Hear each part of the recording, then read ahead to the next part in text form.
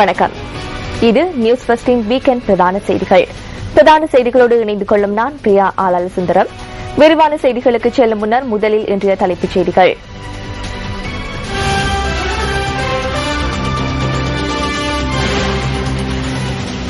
அமைச்சரவையில் நாளை திருத்தங்கள் மேற்கொள்ளப்பட உள்ளன. ஜனாதிபதியின் பேச்சாளர் தெரிவிப்பு. மக்களின் ஒற்றுமைக்கு குழப்பம் விளைவிக்கும் எந்த ஒரு நடவடிக்கையையும் அனுமதிக்க முடியாது என ஜனாதிபதி கருத்து. கம்பஹா நெதகமவில் 2 குழுக்களுக்கு இடையிலான மோதலில் ஒருவர் உயிரிழப்பு. ஜாயில எதிர்க்கட்சி தலைவர் உள்ளிட்ட 4 காயம். தொடர்பான உள்நாட்டுச் செய்திகள்.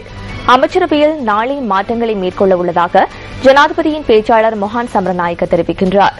இது தொடர்பான சத்திய பிரமாண நிகழ்வு நாளை முற்பகல் 11 மணிக்கு அலரி மாளிகையில் இடம்பெற உள்ளதாக அவர் கூறியுள்ளார். சில அமைச்சு பொறுப்புகளில் மாற்றங்கள் மேற்கொள்ளப்பட உள்ளதாக ஜனாதிபதியின் பேச்சாளர் மொஹான் சமரநாயக்க மேலும் தெரிவித்தார். நாட்டில் சமய ஒருமைப்பாட்டிற்கும் இனங்களுக்கு இடையிலான ஒற்றுமைக்கும் களங்கம் விளைவிக்கும் எந்தவொரு நடவடிக்கையும் அனுமதிக்க முடியாது என ஜனாதிபதி மஹிந்த ராஜபக்ச தெரிவித்துள்ளார். அலரி மாளிகையில் இன்று நடைபெற்ற சந்திப்பொன்றில் கலந்து கொண்ட போதே ஜனாதிபதி இவ்வாறு குறிப்பிட்டுள்ளார். பொதுபல சேனா அமைப்பின் பிரதிநிதிகள் இன்று காலை ஜனாதிபதி மஹிந்த ராஜபக்சவை அலரி மாளிகையில் சந்தித்தனர். இந்த சந்திப்பில் பொதுபல சேனா அமைப்பின் நடவடிக்கைகள் தொடர்பில் ஜனாதிபதிக்கு தெளிவூட்டப்பட்டதாக ஜனாதிபதி ஊடகப் பிரிவு வெளியிட்டுள்ள அறிக்கையில் குறிப்பிடப்பட்டுள்ளது. நாட்டில் சமய ஒருமைப்பாட்டிற்கும் இனங்களுக்கு இடையான ஒற்றுமையை பாதுகாப்பதற்காகவும் அரசாங்கம் அர்ப்பணிப்புடன் செயற்படுவதாக தெரிவித்துள்ள ஜனாதிபதி அரசாங்கத்தின் இந்த செயற்பாடுகளுடன் அனைவரும் ஒன்றிணைய வேண்டும் எனவும் கூறியுள்ளார். பொதுபல சேனா அமைப்பின் பிரதிநிதிகள், அமைச்சர்கள் மற்றும் பாராளுமன்ற உறுப்பினர்கள் இந்த சந்திப்பில் கலந்து கொண்டிருந்தனர். ஐக்கிய தேசிய கட்சியின் சிரேஷ்ட உறுப்பினர்கள் கலந்து கொண்ட கூட்டம் ஒன்று இன்று வரக்காப்புல பிரதேசத்தில் நடைபெற்றது. டெதிகம தொகுதி மக்கள் பிரதிநிதிகளை கௌரவிப்பதற்கான இந்த வைபவம் ஐக்கிய தேசிய கட்சியின் தலைவர் ரணில் விக்ரமசிங்க தலைமையில் நடைபெற்றது. சஜித் பிரேமதாசவும் இதில் கலந்து கொண்டிருந்தார்.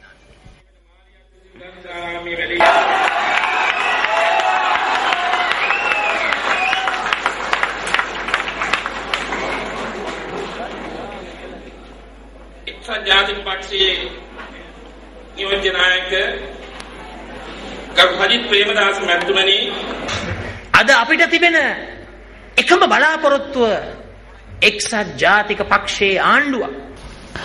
ஐக்கிய தேசிய கட்சியின் அரசாங்கம் ஒன்றை அமைப்பதே எமது நோக்கமாகும். அதேபோன்று பொதுத் தேர்தலுக்கு முன்னர் ஜனாதிபதி தேர்தலில் ஐக்கிய தேசிய கட்சியின் ஒருவரை ஜனாதிபதியாக மாற்றுவது எமது நோக்கமாகும். ஐக்கிய தேசிய கட்சி ஆட்சி பீடம் ஏறுவதற்கான ஒரு கடுகளவு சந்தர்ப்பத்தை கூட இந்த அரசாங்கம் ஏற்படுத்தி கொடுத்துள்ளது என்பதனை கூற வேண்டும். ஹோன் அடிக்காமல் நிறுத்தாமல் அதிவேக வீதியில் ஜனாதிபதி ஆசனத்துக்கு செல்வதற்கான சந்தர்ப்பத்தை இந்த அரசாங்கம் உருவாக்கியுள்ளது. எனினும் அதிவேக வீதியில் நாம் டயர்களை மாற்றிக்கொண்டும் வேறு விடயங்களையும் செய்து கொண்டிருந்தால் எமது பயணம் இடைநடுவில் நின்றுவிடும். மக்கள் தலையில் கிரீடத்தை அணிவிப்பதற்காக ஐக்கிய தேசிய கட்சி அந்த அதிவேக வீதியில் வேகமாக பயணிக்க வேண்டும். அந்த யோசனையை நான் இவ்வேளையில் முன்வைக்கின்றேன். மக்கள் தொடர்பில் எமக்குள்ள வேதனைகளையும் மக்களுக்கு சேவையாற்ற வேண்டும் என்ற எமது ஆசையும் நிறைவேறும் யானை யுகம் மிக அண்மையில் உள்ளது என்பதனை கூற விரும்புகின்றேன். அதிவேகී මාර්ගයක් එක්සත් ජාතික පක්ෂයට ලබා දීලා තිබෙනවා. හැබැයි මේ அதிவேகී මාර්ගයේ අපි තනින් තන හිට ජග්ගගහ ටයර් මාරු කර එක එක අමතර දේවල් කර හිටියොත් අපේ ගමන අතරමඟ නතර වෙනවා. මේ ඉදිකිරීමේ වැඩ කටයුතු විතරයි කරන්නේ. நிர்மாண பணிகள் மாத்திரமே இன்று இடம்பெறுகின்றன. மக்கள் இதனை எதிர்பார்க்கவில்லை. இன்று வீதிகளை அமைக்கின்றனர். எவ்வித திட்டமும் இன்றி வீதிகளை அமைக்கின்றனர். நாட்டை பற்றி சிந்தித்து இவ்வாறு அவர்கள் செயற்படவில்லை. 2020 கொள்கைப்படியே செயற்படுகின்றனர். இதற்கு தொடர்ந்து சந்தர்ப்பம் வழங்குவதா அல்லது அடித்து துரத்துவதா என்பது குறித்து சிந்திக்க வேண்டும். அரசாங்கத்தை கவிழ்ப்பதற்கான முறைமையொன்றை தேட வேண்டும். அரசாங்கத்தை விரட்டுவதாயின் பலமான அமைப்பொன்று, இராணுவம் ஒன்று கீழ்மட்டத்திலிருந்து இருக்க வேண்டும். ශක්තිමත් සංවිධානයක් හමුදාවක් බිම්මට්ටමේ තියෙන්න ඕනේ. டெதிகம தொகுதி அமைப்பாளர் சம்பிக்க பிரேமதாசை ஏற்பாடு செய்திருந்த இந்த வைபவத்தின் போது மக்கள் பிரதிநிதிகள் பாராட்டப்பட்டதுடன் கட்சி பிரதிநிதிகளுக்கு அடையாள அட்டைகளும் விநியோகிக்கப்பட்டன.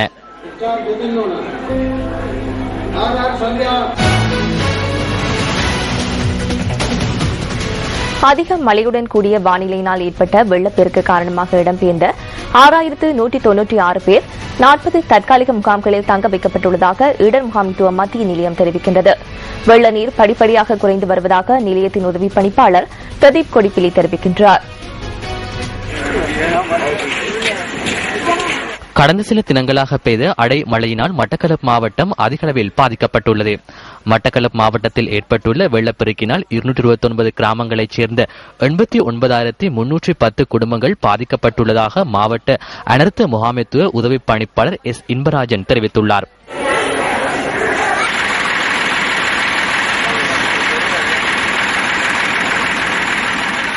அத்துடன் மட்டக்களப்பு மாவட்டத்தில் வெள்ளப்பெருக்கினால் பாதிக்கப்பட்ட 1363 குடும்பங்களைச் சேர்ந்த 4844 பேர் தற்காலிக முகாம்களில் தங்க வைக்கப்பட்டுள்ளனர்.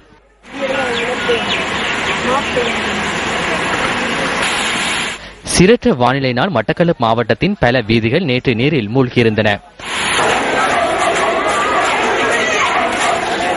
இந்த நிலையில் இன்றைய தினம் மழை குறைந்துள்ள போதிலும் சில பகுதிகளில் வெள்ள நீர் தேங்கி நிற்பதாக எமது பிராந்திய செய்தியாளர்கள் தெரிவித்தனர்.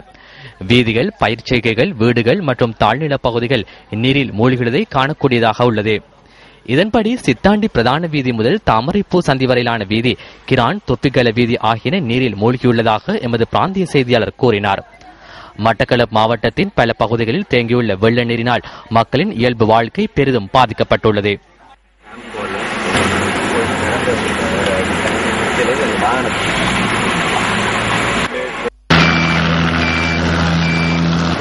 அம்பாறை மாவட்டத்தின் வானிலை வளமைக்கு திரும்பியுள்ள போதிலும் சில பகுதிகளில் வெள்ள நீர் தேங்கி நிற்பதாக எமது செய்தியாளர்கள் தெரிவிக்கின்றனர். சம்மாந்துறை, காரைதீவு வீதிக்கு மேலாக 3 இடங்களில் வெள்ள நீர் பெருக்கெடுத்து செல்கின்றமையினால் அந்த பகுதிகளுக்கு இடையிலான போக்குவரத்து நடவடிக்கைகள் பாதிக்கப்பட்டுள்ளன.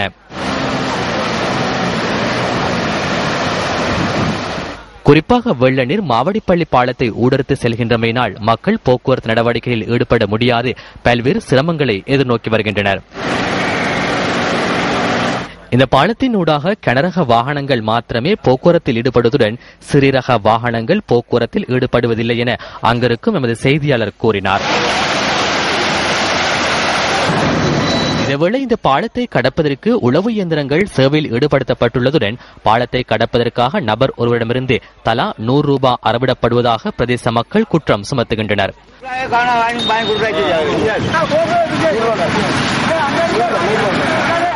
சுமார் 50 மீட்டர் தூரத்தை கொண்டு நிர்மாணிக்கப்பட்டுள்ள பாலத்தை கடப்பதற்கு அதிக பணம் அறவிடப்படுகின்றமை தொடர்பில் பிரதேச மக்கள் கவலை தெரிவித்தனர். நான் வீரமுனையிலிருந்து கல்முனை போறதுக்காண்டி வந்து கொண்டிருக்கோம். இதுல ஒரு நேரம் பாரத்துக்கு 100 ரூபாய் கொடுக்கணும், திரும்ப போறதுக்கு 100 ரூபாய் கொடுக்கணும். அதே நேரம் ஏதாவது இன்னொரு சீரியஸ் விஷயங்களாக திரும்ப ஒரு நேரம் கல்முனைக்கு வரணும் சொன்னா திரும்ப 100 ரூபாய் கொடுத்து வரணும், திரும்ப 100 ரூபாய் கொடுத்து போகணும். அம்பாறை மாவட்டத்தில் வெள்ளப்பெருக்கு ஏற்படும் வேளைகளில் மாவடிப்பள்ளி வீதியும் இந்த பாலமும் வெள்ள நீரில் ஒவ்வொரு தடவையும் மூழ்குவதாக தெரிவிக்கப்படுகின்றது. எனவே எதிர்வரும் காலங்களில் இந்த பகுதி வெள்ளத்தில் மூழ்காத வகையில் மாவடிப்பள்ளி பாலத்தினை உயர்த்தி நிர்மாணம் தருமாறு பிரதேச மக்கள் கோரிக்கை விடுக்கின்றனர்.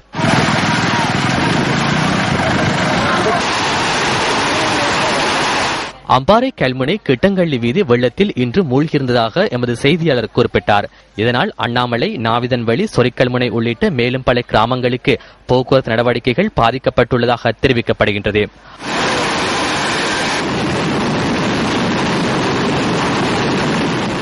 அம்பாறை பாண்டிருப்பு பகுதியில் உள்ள வீடுகளும் வெள்ளத்தில் மூழ்கியுள்ளதாக எமது செய்தியாளர் கூறினார்.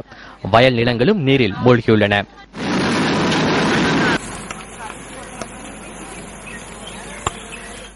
பராக்கிரம சமுத்திரத்தில் திறக்கப்பட்டிருந்த 10 வான்கதவுகளும் இன்று மீண்டும் மூடப்பட்டன. இந்த 10 வான்கதவுகளும் 9 அங்குலம் வரை திறக்கப்பட்டிருந்ததாக எமது செய்தியாளர் தெரிவித்தார்.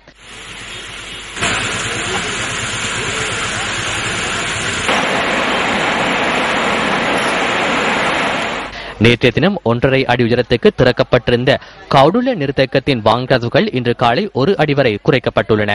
பின்னர் அந்த வான்கதவுகள் பிற்பகலில் மூடப்பட்டுள்ளன.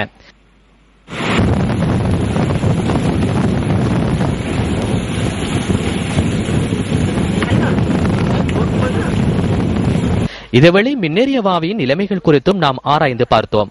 1 அடி உயரத்துக்கு திறக்கப்பட்டிருந்த அந்த வான் கதவு மேலும் திறக்கப்பட்டுள்ளமையை எம்மால் அவதானிக்கக்கூடியதாக இருந்தது.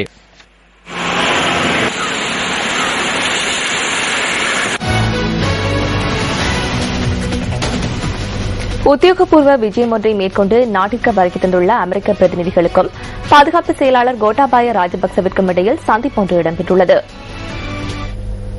அமெரிக்க பிரதிநிதிகள் இன்றைய தினம் வடபகுதிக்கு விஜயம் மேற்கொண்டுள்ளதாக வெளிவிவகார அமைச்சின் பொது தொடர்பாடல் பிரிவு பணிப்பாளர் நாயகம் ராட்னி பெரேரா தெரிவித்தார்.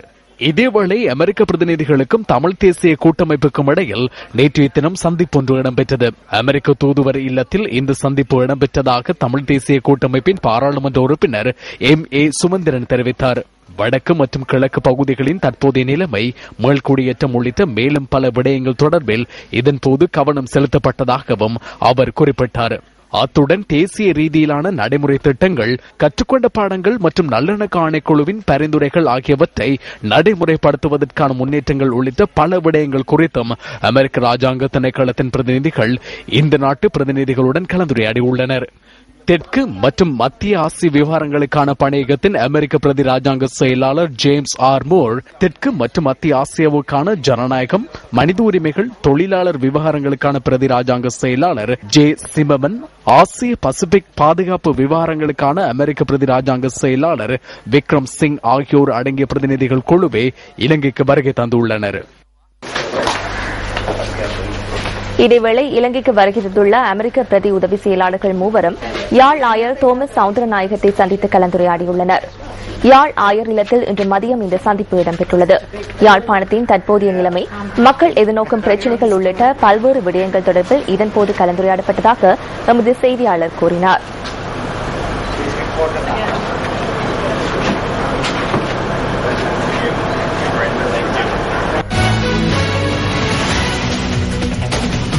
பிரதம நீதியரசர் மொஹான் பீரிஸ் இன்று அனுராதபுரம் மகாபோதிக்கு சென்று வழிபாடுகளில் ஈடுபட்டார்.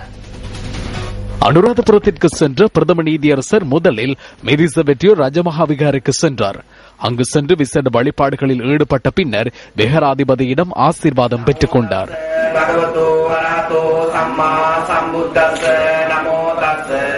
பின்னர் ருவான்வெளி சாயவுக்கு சென்ற பிரதம நீதியரசர் பல்லேகம ஹேரத்ன தேரரை சந்தித்து ஆசீர்வாதம் பெற்றுக் கொண்டார்.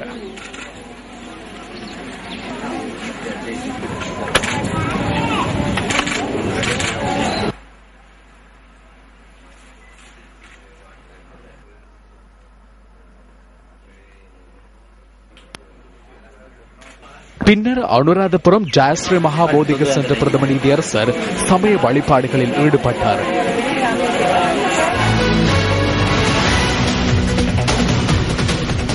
வத்தளை ஹேகித அருள்மிகு ஸ்ரீ சிவசுப்பிரமணிய சுவாமி தேவஸ்தானத்தில் மகா கும்பாபிஷேகம் இன்று நடைபெற்றது. இந்த நிகழ்வு இன்று முற்பகல் 9:30 முதல் 11 மணி வரையான சுப வேளையில் இடம்பெற்றது. ஹேகித்த அருள்மிகு ஸ்ரீ சிவசுப்பிரமணிய சுவாமி தேவஸ்தானத்தில் நிர்மாணிக்கப்பட்டுள்ள இலங்கையில் மிக உயரமான முருகன் சிலைக்கு இன்று அபிஷேக தீபாராதனை பூஜைகள் நடத்தப்பட்டன. 32 அடி உயரத்தில் இந்த முருகன் சிலையை இவ்வாறு நிர்மாணிக்கப்பட்டுள்ளது. இந்தியாவைச் சேர்ந்த ஸ்தபதிகளினால் இந்த சிலை நிர்மாணிக்கப்பட்டுள்ளது.